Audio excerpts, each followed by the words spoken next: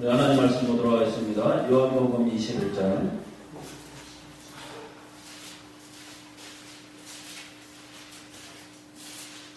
지난주에 읽었던 본문입니다. 21장 1절만 읽겠습니다. 시작. 그 후에 예수께서 디베라 호수에서 또 제자들에게 자기를 나타내셨으니 나타내시기를 이러하니라. 오늘은 6절까지 읽어야 되는데 이따가 중간에 또 다 읽을 거예요. 그래서 일단 1절만 읽어놓고 여기를 딱 펴놓으시면 되겠습니다. 그래서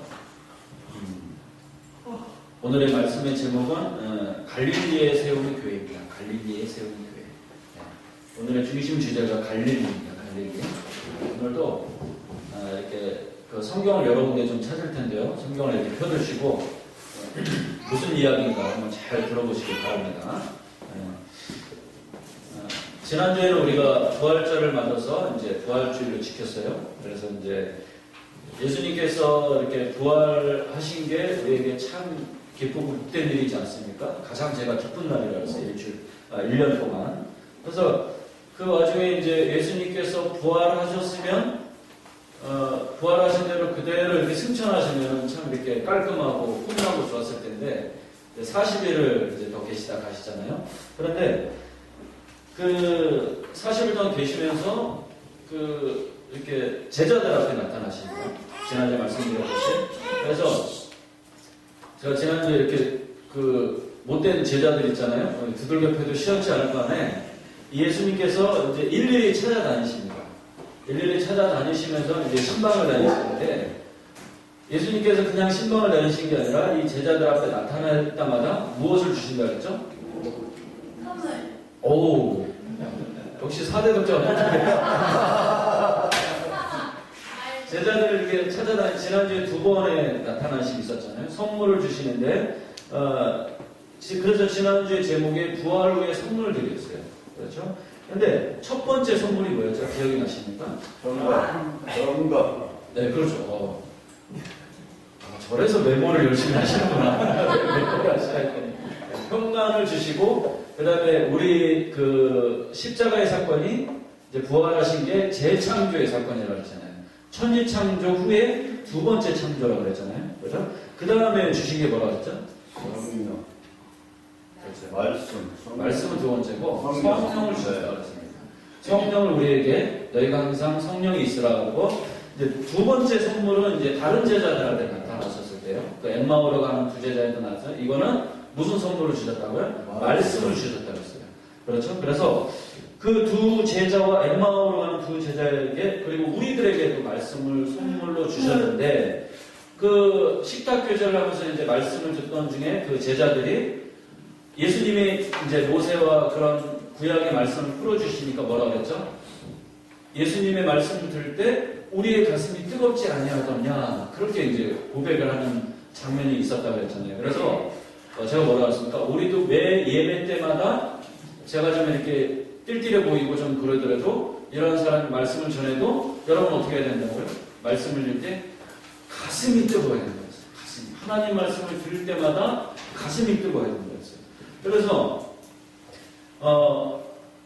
일주일 살면서 우리가 가장 사모해야 될 거 하나, 지금 사귀고 있는 그 연인 여기 보니까 없는 것 같은데 그 대상자를 사모할 게 아니라 우리가 사모해야 될 게 말씀을 사모해야 된다고 했어요. 그래서 우리 인생에 말씀보다 더 중요한 게 없다. 아멘은 하지만 왜 오늘 이렇게 눈이 천근만근이냐 하면서 졸면 안 되고 말씀을 그래서 우리가 살아가면서 우리 인생 가운데 우리가 돈 잘 버는 것도 좋고 잘 먹고 잘 사는 것도 좋고 웰빙, 웰다잉 이런 것도 중요하지만 그 인생이 복되냐 그 인생이 복되지 아니하느냐 그 인생이 좋은 인생이냐 그 인생이 그렇지 못한 인생이냐 이 결정짓는 중요한 잣대가 뭐라고 그랬죠? 그 인생에 말씀이 있느냐 없느냐 이 기준밖에 없다는 거예요. 이 인생이 말씀이 있는 인생이면 하나님 보시기에 좋은 인생이야.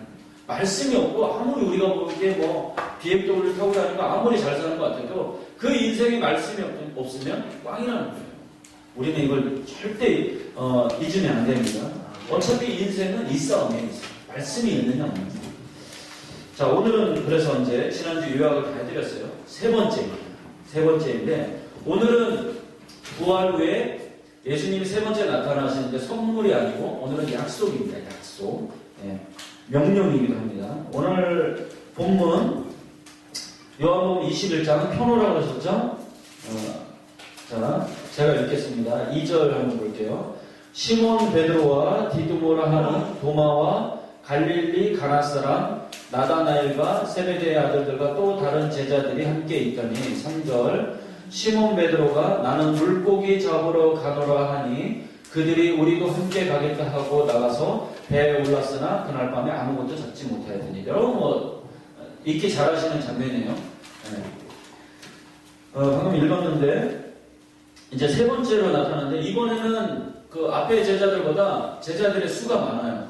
그렇죠? 6, 7명 정도 되죠? 얘네들이 누굴까? 얘네들이 이 제자들 지금 이름이 쭉 나오긴 했지만 지금 여기 나오는 제자들이요 모두 저를 보세요. 갈릴리 출신이에요. 다 어부들이에요. 그죠? 그러니까 원래 여기 있던 사람들인데 3년 동안 예수님을 쫓아다니다가 십자가 사건이 며칠 전에 있었잖아요. 그렇죠? 있은 후에 근데 그걸 다 보고 다 도망가고 근데 마음에 낙심이 찾아왔어요. 제가 지난주에 했죠. 우리 3년 동안 뭐 했나 이거? 이게 우리가 뭐지? 이런 마음으로 엠마오 가는 그 두 제자들처럼 이 사람들도 마음에 낙심이 돼서 그냥 갈릴리로 간 거예요. 고향으로 뭐죠? 그냥 낙향한 거예요. 낙향. 그렇죠? 갔어요. 그래서 지금 읽은 거는 이제 낙향을 했으니까 뭐예요? 다시 어부로 돌아왔으니까 그냥 물고기 잡는 거예요. 그물을. 그래서 여기 3절에서 베드로가 거기서 한마디를 하잖아요. 나는 그 베드로의 한마디가 뭡니까? 나는 물고기 잡으러 가노라 하니 그러니까 이 말투에서 모든 이 그 제자들의 그 심리 상태가 나왔어요. 지금 낙심돼 있고 실망했고 지금 그러한 현실이에요. 그런 것들 볼 수가 있어요. 나는 물고기 잡으러 가노라 하니 지금 이러고 있는 거예요. 모든 걸 체념을 했어요. 다시 그 예전으로 돌아온 그 현실입니다. 그러니까 매우 허탈한 상황이겠죠. 그리고 이 상황이 또 지금 무슨 때입니까? 새벽이에요. 새벽. 자, 4절 한번 보도록 하겠습니다. 4절 보세요. 날이 새어갈 때에 예수께서 바닷가에 서셨으나 제자들이 예수인 줄 알지 못하는 거라. 네. 오늘도 또 제자들이 예수님을 또 알아보지 못하죠. 얘네들은 도대체 3년 동안 같이 다녔는데 왜 못 알아보는지 모르겠는데 3년을 같이 생활했는데 못 알아봐요. 그러니까 지금 예수님께서 새로운 부활의 몸을 입으셨는데 전혀 제자들이 알아보지 못하고 있는 상황이에요. 저도 보면 이렇게 하루하루가 다르게 이게 해가 갈수록 이렇게 인물이 나오고 있잖아요. 그러니까 예전에 저를 알았던 분들이 저를 이렇게 수십 년 지나서 본 분들은 잘 못 알아보더라고요. 심하게 저항을 하실 줄 알았어요. 날마다 미안합니다. 그러니까 예수님도 새로운 몸을 입으니까 지금 제자들이 못 알아보는 상황이에요. 이때 예수님께서 재미있는 표현을 하세요. 5절에 보니까 예수께서 이르시되 얘들아 너희에게 고기가 있느냐 대답하되 없나이다 이렇게 합니다. 그죠? 그 예수님께서 제자들을 지금 어떻게 부르십니까? 얘들아 이렇게 부르고 계세요. 자 이걸 먼저 살펴보겠습니다. 그 하고 많은 그 호칭이 있는데 굳이 5절에 제자들을 볼 때 얘들아 이렇게 불렀어요. 그걸 왜 성경 기자가 이렇게 굳이 적어놨을까? 물론 불렀으니까 적었겠지만 여기에 이 얘들아가 의미가 있다는 거예요. 그러니까 먼저 여기서 얘들아 이것은 원문에도 그 같은 의미예요. 번역을 참 잘했는데 여기서 보는 예수님의 그 얘들아 이 호칭은요 굉장히 그 따뜻한 호칭이에요. 따뜻한 호칭. 원문도 마찬가지입니다. 이게 왜 의미가 있느냐면요. 그 앞의 상황을 좀 우리가 알잖아요. 그러니까 예수님의 그 성품을 드러내기 때문에 이 얘들아가 중요하다는 거예요. 우리가 그 이 예수님의 성품을 배워야 된다는 거예요. 여기 5절에서 이렇게 볼 수가 있어요. 이 얘들아 이게 예수님의 모든 그 따뜻한 마음과 그 사랑이 이 5절에 다 녹아있기 때문이라는 거예요. 제가 지난주에 말씀드렸듯이 지금 예수님께서 새벽녘에 이제 제자들 앞에 나타나서 제자들이 이제 발견을 했어요. 저 배 위에 있는. 그러면 어떻게 합니까? 제가 뭐라 그러죠? 몰래 이렇게 수영을 와서 배를 확 뒤집어 엎어버려야 돼요. 제자들을 다 빠뜨려 버려야 돼요. 그래도 지금 이 제자들이 예수님을 원망하겠어요? 못하겠어요? 지들이 한 죄가 있기 때문에 죄를 못한단 말이에요. 그 상황이에요. 저라면 반드시 그렇게 했을 것 같아요. 저놈들이네? 수영이라고 배를 확 뒤집어 엎어버렸을 거예요. 왜 그렇습니까? 제가 또 혈액형이 A형이잖아요. 뒤끝 장난하잖아요.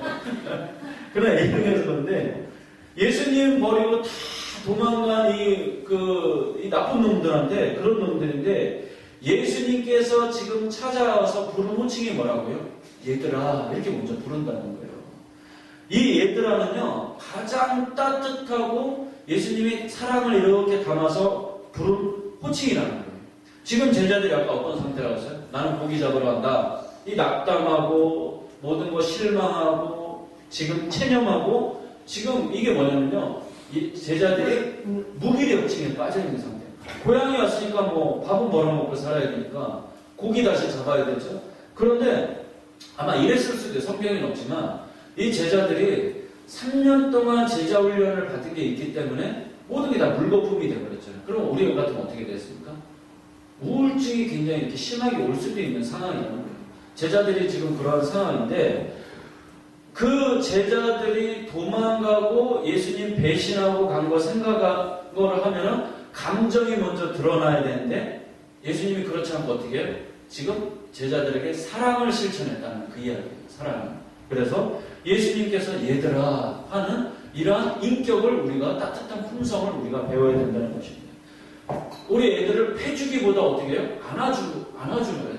안아줘야 된다는 거예요. 얘들아 고기는 좀 잡았니?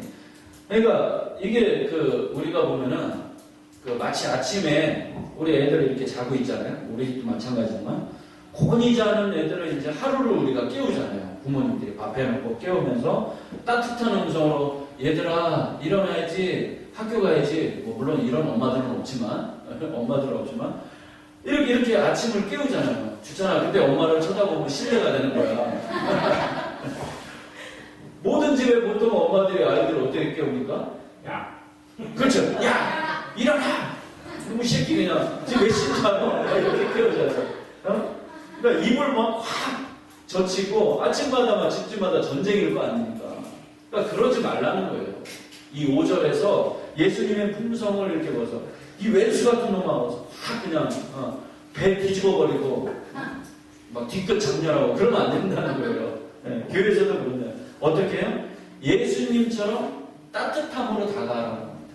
항상 따뜻함으로 다가가는 거예요. 얘들아. 그래서 5절을 보면서 우리가 이렇게 신앙인이라고 하면서 우리 뒤를 돌아봐야 된다는 거예요. 신앙생활을 우리가 오래 하면 어떻게 됩니까? 우리 매주 이렇게 말씀드리지만 이 들은 말씀이 하도 많기 때문에 우리가 어떻게 돼요? 점점 똑똑해져요. 그렇죠? 신앙으로. 그러니까 안 믿는 사람들이 우리 보고 뭐라 합니까? 하여튼 저 믿는 것처럼 말하는 자의 말을 우리가 들은 게 많기 때문에 똑똑해질 수밖에 없다는 거예요. 그렇죠? 그런데 우리의 마음은 어때요? 여러분 한번 돌아보세요. 마음은 따뜻해지고 있나요? 하나님 말씀을 들으면서. 네. 똑똑해지는 것보다 따뜻해지는 게 우선이라는 거예요. 똑똑해지는 거. 신앙생활을 오래 했다.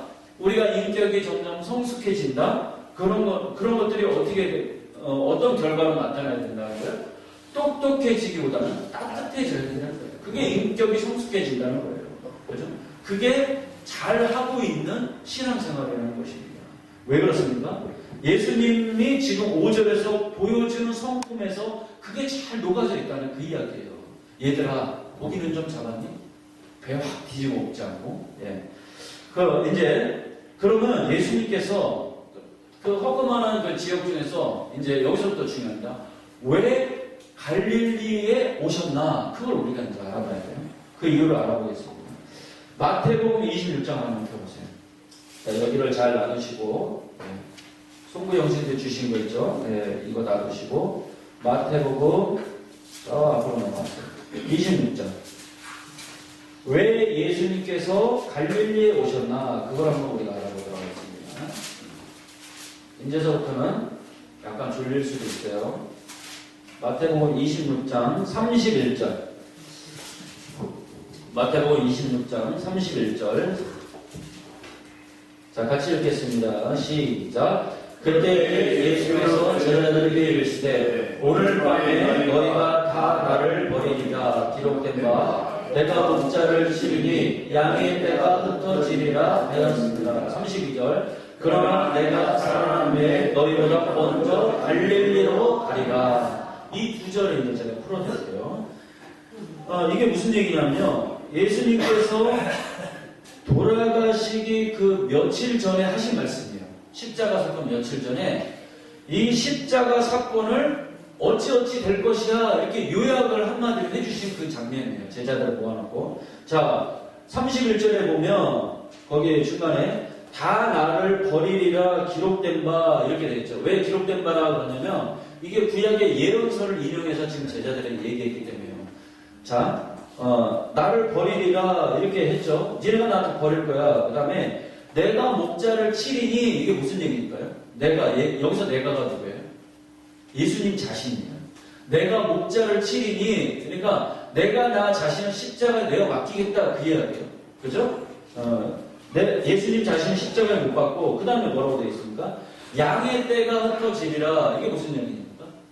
제자들 다 도망간다 그 이야기예요. 니네들이 나 배신하고 다 도망갈 거야 그 이야기예요. 그죠? 그 다음에 이제 32절에 이제 다 이해하셨죠? 부활한 다음에 어디로 가신다고 합니까? 살아난 후에 너희보다 먼저 갈릴리로 내가 갈 거야 이렇게 되어 있어요. 원문에 보면은 내가 갈릴리로 앞장서겠다. 그러니까 여기는 먼저 이렇게 시간적인 개념을 했는데 그런 건 아니고 좀 잘못 해석이 되어 있어요. 내가 갈릴리로 앞장을 서겠다 그 뜻이에요. 그죠? 마태복음 26장에서 하신 약속을 오늘 요한복음에서 어떻게 하고 있습니까? 그 약속을 지금 지키셨죠? 제자들이 거기에서 고기 잡고 있는데 와갖고 오늘 나타나신 거예요. 이미 예전에 예고한 거를. 그래서 그 새벽에 지금 갈릴리로 찾아오셨는데 이 갈릴리라는 지역을 이제 제가 한번 풀어보도록 하겠습니다. 마태복음 4장을 한번 봐주십시오. 마태복음 4장.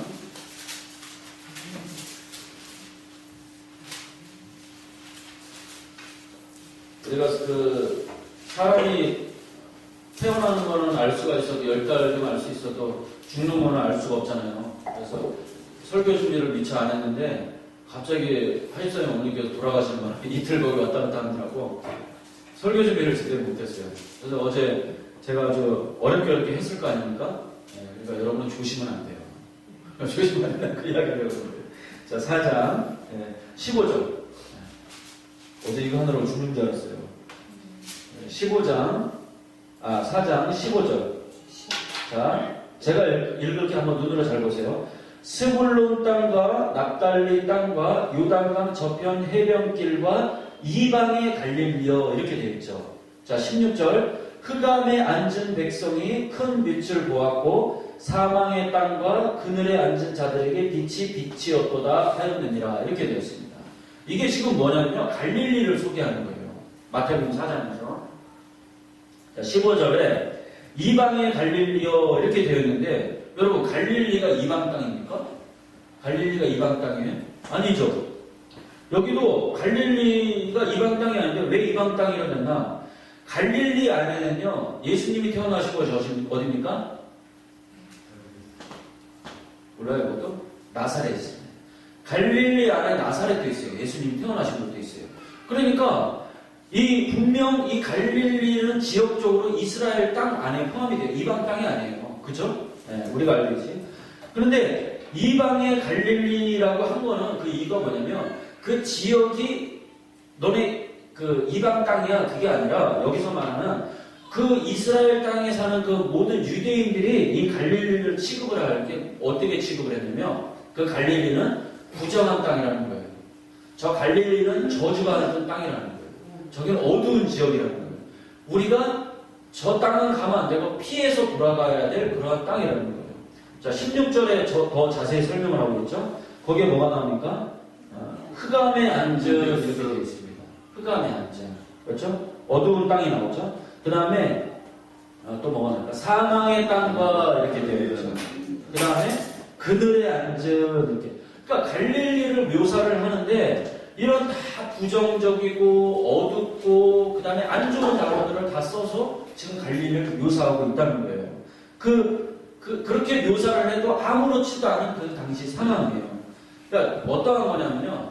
제가 이제 2007년에 미국을 갔어요. 이제 학교를 휴학하고 미국을 이제 간 거 여러분 아시잖아요. 근데 이제 미국을 갔는데 어느 날 이제 교회 집사님이 저를 좀 보자고 그러시더라고요. 우리 같이 일을 좀 하자.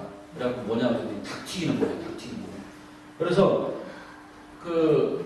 거기 한국 사람들은 이제 잘 사는 동네에 이렇게 살고 있는데 차를 몰고서 이제 거기를 가는데 다운타운을 이렇게 아틀란타 시내를 지나서 갔었어요. 그래서 다운타운 근처를 가니까 이제 흑인 마을이 하나둘씩 나타나기 시작하는데 여러분 미국 가신 분들 아시겠지만 그 다운타운에도 흑인들이 많이 있잖아요. 근데 흑인 지역으로 이제 가는데 흑인 마을이 나오더라고요. 근데 우리가 사는 동네하고 완전히 딴판이에요.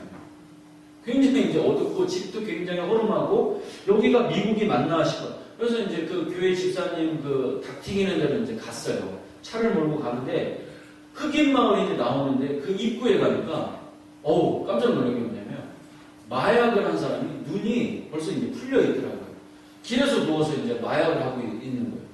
경찰이 있는 데도 하고 있더라고요. 자고 있어요. 낮잠을 자고 있어요. 그러니까 조금 가면 술 취한 흑인이 길에 누워있고 애들은 그냥 막 바글바글한데 저쪽에서 농구하는 애들 막 이렇게 있더라고요. 아이들은 다 방치되어 있고 그 마을 전체 딱 느낌이 뭐냐면 일단 어두워요. 그 다음에 뭔가 방치되어 있고 그 다음에 그늘이 져 있고 굉장히 그리고 무서운 느낌이 들었었어요. 그러니까 백인들이 사는 마을하고는 완전히 천지 차이예요. 지금 그걸 묘사하는 거예요. 그러니까 그 마을에는 백인들이 가지도 않지만 부르기를 백인들이 저 다운타운 저 아래 흑인 동네는 저주받은 땅. 우리가 가서는 안 되는 땅. 철저히 격리되어야 될 땅. 가면 큰일 나는 땅. 이러한 땅이라는 거예요. 근데 그런 곳에 누가 갑니까? 의지의 한국인들이 가잖아요. 거기서 뭐예요? 장사하는 거예요, 장사. 그러니까 거기는 흑인 아니면 한국 사람밖에 없어요. 중국 사람도 잘 안 가더라고요. 참 대단한 거예요. 거기서 그 흑인들한테 이제 장사를 하더라고요. 또 한 가지 예를 들면 제가 20살 때를 기억을 하는데 현재 제가 신촌이 제 고향이니까 거기서 이제 친구들 만나서 이제 옛 동네 친구들 만나서 이제 저녁 먹고 막 이렇게 저녁을 이렇게 하고서 이제 집을 갈 때 집이 그때 제가 저쪽 목동 근처였어요. 가다 보면은 어딜 한가한 건너는데 꼭 성산대교를 이렇게 건너가요.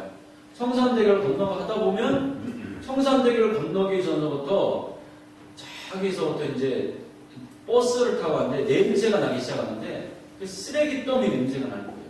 왜 그렇습니까? 지금은 상암동이지만 그 월드컵 경기장이 있는데 거기 주변이 다 뭐였어요? 난지도였잖아요. 난지도. 그죠? 그때는 그 서울 시민 그 천만이 토해내는 그 쓰레기를 거기다가 탁 계속 쌓고 나중에는 이제 지금은 산이 됐잖아요. 막 그 쓰레기차가 계속 그렇게 들어가는 거예요. 천만 시민이 토해낸 쓰레기들이 모이는 곳이에요. 그래서 막 악취가 나는데 여름이면 이게 너무 심한 거예요. 버스를 타는데 사람들이 차문을 다 닫아도 냄새가 심한데 코를 막고 있어요. 빨리 저 다리만 지나가라. 그러니까 이 정도였어요. 굉장히 심했었어요. 그런데요, 우리는 잠시 맞는 거지만 그 난지도에 사는 사람들이 있었어요. 상암동 원주민들이 있었어요. 그 사람들은 거기서 쓰레기 더미를 파헤치고 쓰레기 안에서 돈 될 만한 거 이렇게 구해서 내다 팔기도 하고 한잣집이고 그런 마을이 있었어요. 거기 어디입니까? 난지도예요. 지금은 저기 안산 동산교회 큰 교회 목사님 됐지만 김인중 목사님이 그 난지도 출신이에요. 거기서 사연을 옛날에 간증한 거 들으니까 거기서 뭐라 그러죠? 파투 갖고 나이롱봉하고 막 그랬던 그분이 나중에 이제 내가 이렇게 살아서는 안 되겠다. 열심히 공부해갖고 난지도에서 서울대를 간 거예요. 서울대 가서 우리 학교 오셔갖고 목사학수 받고 그렇게 거기서 개척을 하신 거예요. 그랬던 땅이 바로 어디입니까? 난지도라고요. 난지도. 그러니까 옛날 뭐 양재동 꽃마을 뭐 그런 데 있죠? 구로동 옛날에 공단장 있던데 갈릴리가 지금 그러한 어두운 취급을 받던 그러한 자리라는 거예요. 뭐 흑인타운, 난지도 이런 데가 뭡니까? 고난, 가난, 슬픔, 절망 이런 것들이에요. 온갖 슬픈 운명을 가진 사람들이 삶을 부대끼며 사는 곳이 어디라고요? 지금 갈릴리 땅이라는 거예요. 우리는 갈릴리 하니까 뭐 고기나 잡는 땅, 이게 아니라는 거예요. 뭐 이방 취급했어요. 이와 같은 취급을 받았는데, 저도 받은 취급을 받았는데, 그럼 왜 마태복음 26장에서 예수님께서 내가 다시 살아나면, 십자가에서 다시 살아나면, 뭐 저 청담동 압구정도 아니고 로마도 아니고 해필 왜 갈릴리로 먼저 갈 거야? 이렇게 예고를 했을까요? 왜 예고를 했을까?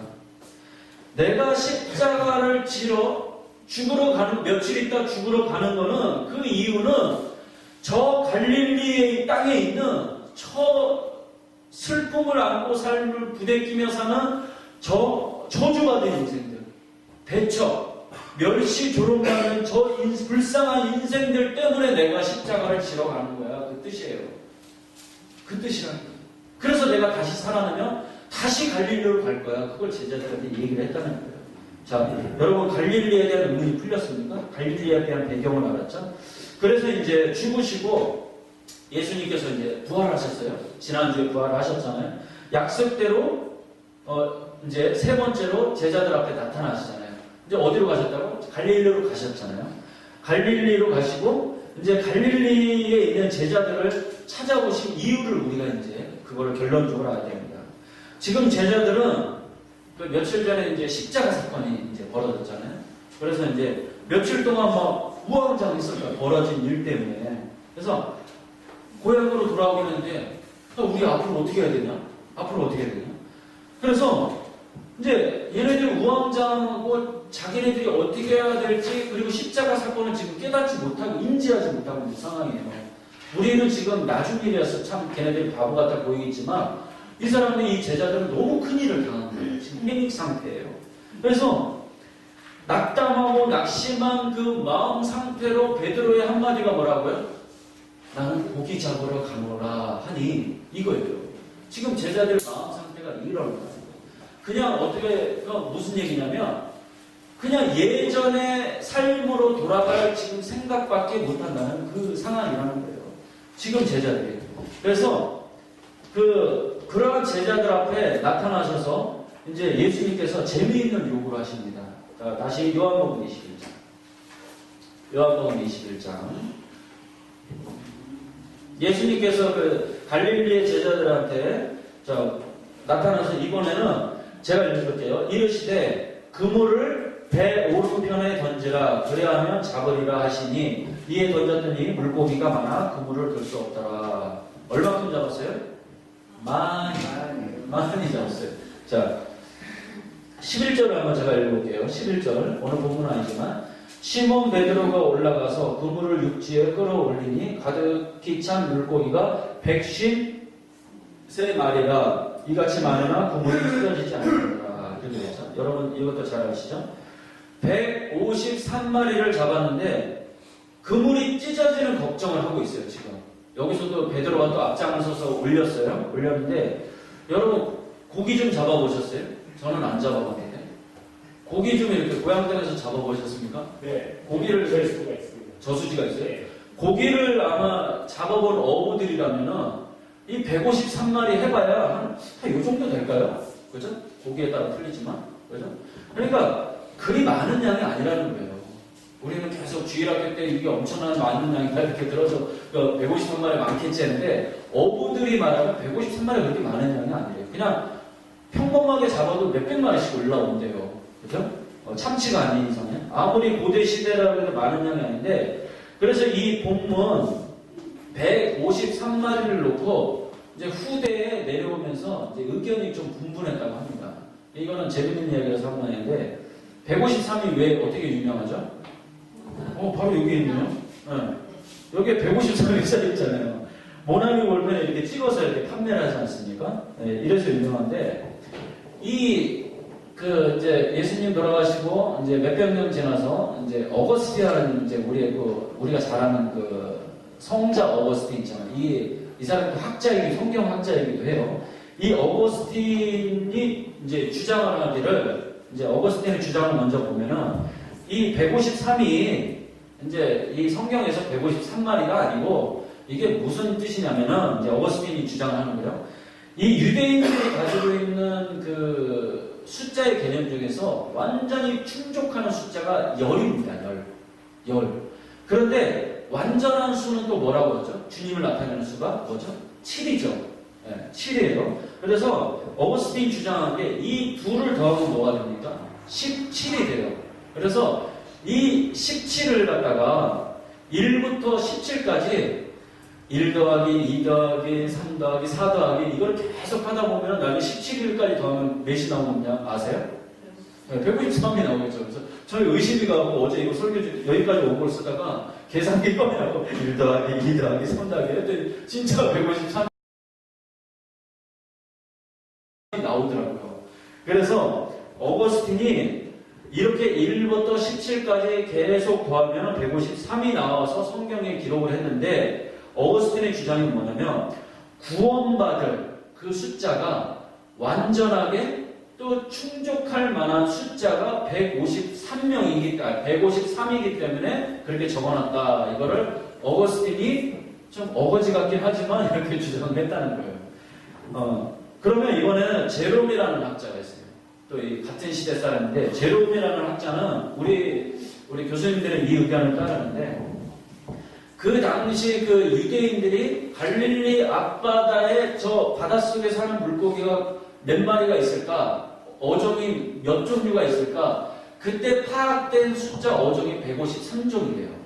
그래서 여기다가 153이라고 적어놓은 것은 모든 것을 구원한다. 예수님께서 그 의미라는 거예요. 많은 구원을 또 의미한다. 그렇기 때문에 그렇게 수사학적으로 표현하지 않는다. 그래서 그냥 많이 잡았다. 그래서 모든 고기를 다 예수님께서 잡기를 원하신다. 그렇게 주장하는 거예요. 그러니까 이건 별로 뭐 중요한 주장은 아니에요. 그죠? 그냥 볼펜에 이 숫자나 많이 따는 모나미 회사나 부자나 됐으면 좋겠어요. 그죠? 이미 부자지만 볼펜이나 잘 팔리면 돼요.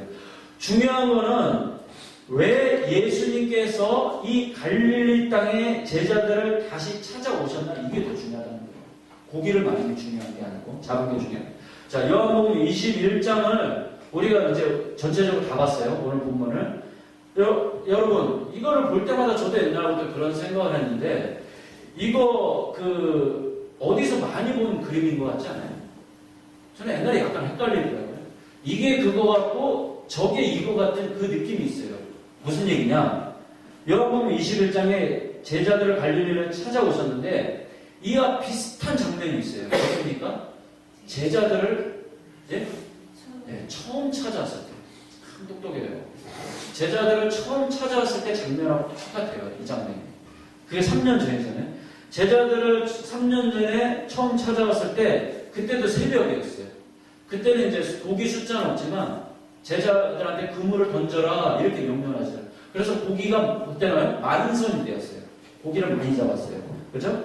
그때 베드로에게 하신 말씀이 뭡니까? 너로 사람을 낚는 어부가 되게 하리라. 그 말씀 하셨잖아요. 그때. 그래서 예수님께서 그게 왜 그러냐면 제자들이 직업이 어부잖아요. 너의 직업을 통해서 쉽게 설명을 하신 거예요. 너네가 그물로 고기를 낚잖아. 그러니까 너네를 앞으로 사람을 낚는, 고기를 낚는 이렇게 쉽게 설명을 하신 거예요. 그래서 그렇게 해서 제자들을 이제 부르셔요. 그래서 여기서 이제 사람을 낚는다 이렇게 됐잖아요. 사람을 낚는다는 게 좀 웃기잖아요. 그죠? 자, 물고기가 어디에 삽니까? 물고기가 바다에 삽니다. 바다에 살죠? 근데 왜 사람을 낚는다고 이렇게 했을까요? 자, 궁금해 보신 적 있으세요? 자, 사람을 낚는다. 사람이 바다에 사는 게 아니잖아요. 근데 사람을 낚는다고 그래요. 근데 사람이 실질적으로 바다에 살기 때문에 그래요. 인어 먹지 말고. 사람이 실질적으로 바다에 살기 때문에 예수님이 그 표현을 하신 거예요. 자, 이 성경은요, 바다를 온통 뭘로 표현하냐면 성경 전체에서 보면 바다를 갖다가 다 이 세상으로 표현하고 있어요. 세상. 그래서 시편 기자가 뭐라고 얘기하냐면 시편 기자가 우리의 인생은 바다에서 영업하는 자와 같다라고 시편 기자가 이렇게 했어요. 우리 인생은 바다에서 영업하는 자와 같다 이렇게 했어요. 그리고 우리 계시록에 보면은 온갖 악하고 못된 것들이 다 어디에서 올라옵니까? 어디에서 올라와요? 바다에서 올라와요. 바다에서 나쁜 것들이 다 올라와요. 뭐 대표적으로 붉은 용 이런 것들도 바다에서 스물스물 기어서 올라오잖아요. 그러니까 이 바다는 뭘 상징하냐면 이 세상을 상징하는 거예요. 이 세상을 상징하는 거예요. 성경에서. 그 속에서 그 바다 속에서 모든 인생들, 그죠? 물고기로 표현된 우리들이 죽어가고 있다는 거예요. 죽어가고 있다는 거예요. 나쁜 것들도 있지만. 그래서 어부 베드로를 찾고 그래서 온 것이에요. 그래서 이 무식한 베드로를 붙잡고 예수님이 어떻게 했어요? 네가 장차 사람을 낚는 어부가 되게 하리라. 바다에서 네가 이제까지 고기만 건졌지 이제부터는 그 세상 바다에서 사람을 낚는 어부가 되게 내가 해주겠다. 그 이야기예요. 바다가 세상이라는 거예요. 그래서 이래서 어부, 그 다음에 뭐 바다, 사람 낚음 이런 것들이 오늘 다 풀립니다. 다 뜻이 있다는 거예요. 그런데 지금 제자들이 이 3년 전에 있었던 자기들에게 있었던 일이잖아요.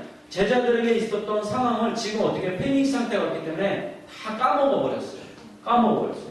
이런 상황에서 나는 이제 제자들이 나는 이제 고기나 낚으러 갈란다 지금 그러고 있잖아요. 지금 제자들이 낚는다는 게 뭐예요? 이번에는 진짜 붕어, 진짜 가물치 이런 것들이 바다에 사나요? 잘 모르겠지만 진짜 이제 뭐 광어 이런 걸 낚으러 간다는 거예요. 그러니까 옛 삶으로 다시 돌아갔다는 거예요. 3년 동안 받은 제자 훈련들이 다 까먹어버린 거예요. 지금 그런 거예요. 진짜 이제 고기를 잡으러 어부로 다시 돌아간 거예요. 그래서 예수님께서 부활 후에 지난주처럼 선물도 주시지만 우리도 지금 까먹고 있는 거, 늘 옛사람으로 돌아가려고 하는 그 속성 있잖아요. 그거를 신앙생활에 보면 우리가 알잖아요. 우리가 언제는 막 뜨거웠었어요. 뜨거웠었던 적 있죠. 그런데 또 언제 보면 우리가 신앙생활하다가 또 낙담돼 있고 낙심돼 있고 막 이러잖아요. 원점으로 돌아가 있는 우리를 발견하잖아요. 그렇죠? 그럼 어느 날 보면은 내가 신앙생활 원점 돌아와서 또 술 먹고 저희 가서 고스톱 치고 있고 막 그래요. 물론 우리 가운데는 없지만 그런 신앙생활 하시는 분들이 있다는 거예요. 원점으로 돌아와서.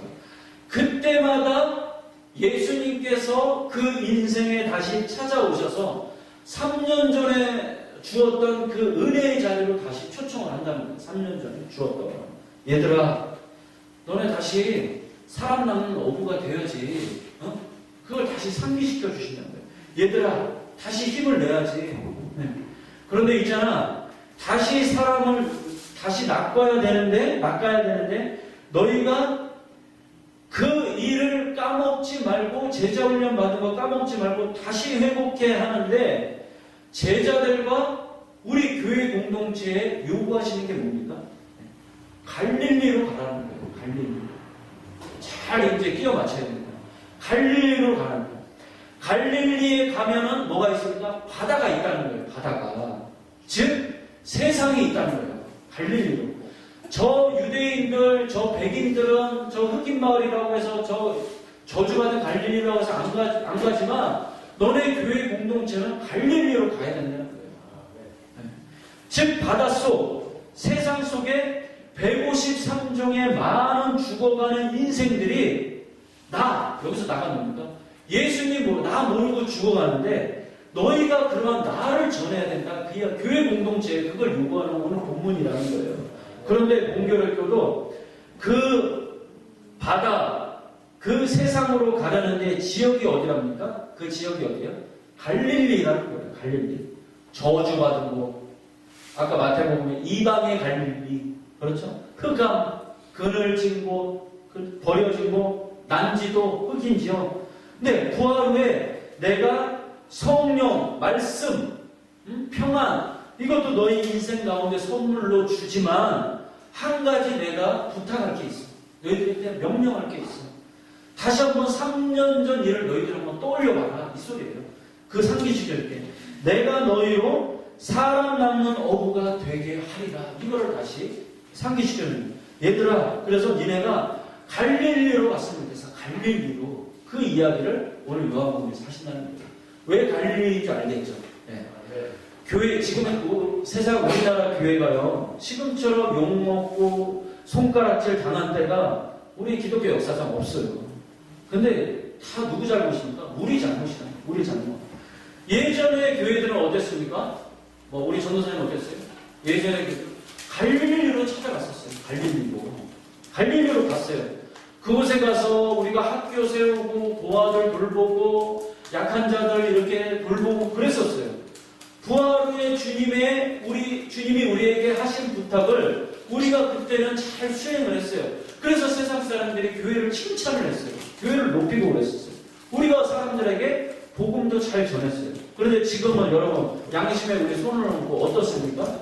교회가 이제 갈릴리를 찾지 않아요. 교회가 크고 좋은 성전 짓기에 더 몰입을 해요. 갈릴리는 저쪽에 관심을 안 돼요. 다시 3년 전의 모습으로, 제자들의 모습으로 교회들이 돌아갔다는 거예요. 그냥 옛삶으로 돌아가 버렸어요. 난 그냥 고기나 잡으려다 여기서 교회나 짓지 뭐 이랬다는 거예요. 그 삶으로 교회 공동체의 존재 목적을, 그 사명을 이 세상 교회들이, 물론 안 그런 교회도 있지만 하나둘씩 그 사명을 잃어버리고 가고 있다는 그 이야기예요. 그런데 맨날 그 설교 시간에 이런 얘기 해봤자 소용없어요. 나만 잘하면 돼. 우리 교회만 잘하면 돼요. 나만 잘하면 돼요. 오늘 부활 후에 예수님의 나타나신가 선물, 뭐죠? 말씀. 그거 잘 깨닫고 그 기억을 잘 상기시켜서 주님 부활 후의 명령. 과연 우리 더드림 교회는 어떤 교회가 되어야 하나? 이 고민. 그래서 우리 이 교회는 우리가 지금 초심이 있잖아요. 이 초심을 잃지 않고 그렇게 전도하고 한 걸음씩 나아가야 한다는 거예요. 우리 더드림 교회는 초심을 잃으면 안 된다는 거예요. 결론입니다. 그래서 우리 교회는 나중에라도 뭐 높아지려고 하지 말고 그 다음에 뭐 쓸데없이 뭐 부흥 이러지 말고 어떻게 하면 우리는 갈릴리로 갈 수 있을까? 이 고민을 늘 해야 되는 그 교회라는 거예요. 우리 나중에 이제 아까도 예배 장소 얘기했지만 우리가 이제 새 예배 장소를 구할 때 오늘 말씀을 우리가 잊어버리지 말고 잘 기억해냈다가 우리가 잘 섬길 수 있는 사람들이 있는 곳으로 우리가 가야 된다는 그 뜻이에요. 그리고 우리 교회가 그런 주님이 원하시는 그런 교회 공동체가 되기를 우리가 늘 잊지 말아야 된다는 거예요. 그러한 교회가 되기를 주님의 이름으로 축원합니다. 네. 우리 이 시간에 찬양을 하겠는데요. 아버지 당신의 마음이 있는 곳에, 아버지의 마음이 바닷속에서 죽어가는 저 사람들에게 있대요. 아버지 하나님의 눈물이 저 헐벗고 가난하고 우울증 있고 위로가 필요한 자들에게 있답니다. 그래서 우리의 눈과 우리의 눈물도 아버지의 눈길과 아버지의 눈물이 있는 곳에 우리의 마음이 있기를 원합니다. 그 가사를 한번 우리가 생각하면서 찬양하도록 하겠습니다.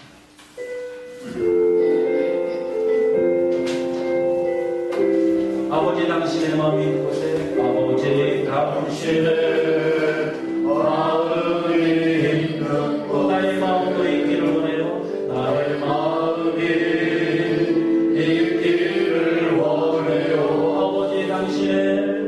아버지 당신의 눈물이 모인 곳에 나의 눈물이 보이길 원해요. 아버지 당신이 바라보는 내게 나의 눈이 향하길 원해요. 아버지께서 울고 있는 그 땅에 아버지 당신이 울고 있는 어두운 땅에 나의 두 발이 향하길 원해요. 나의 마음이 아버지의 마음 알아.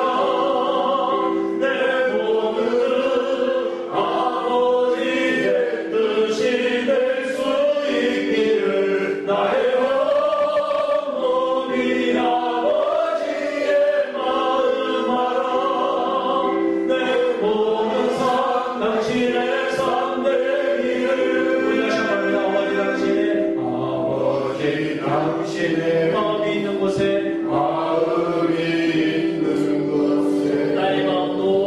나의 마음이 있기를